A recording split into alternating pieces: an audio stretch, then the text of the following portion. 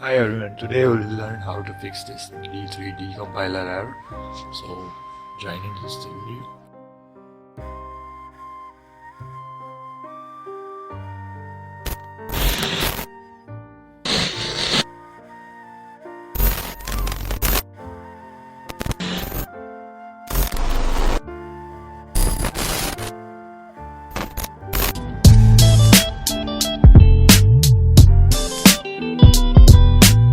First you have to download the directx latest version from the description.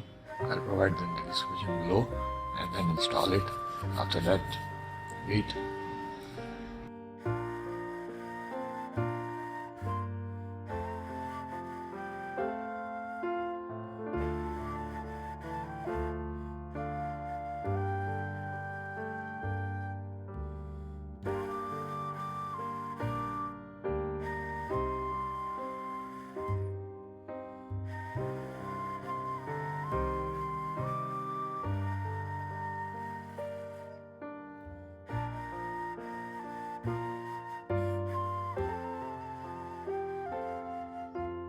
Once it's installed, just reboot or just start your application.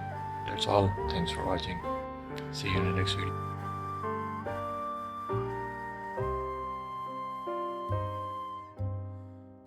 A few moments later.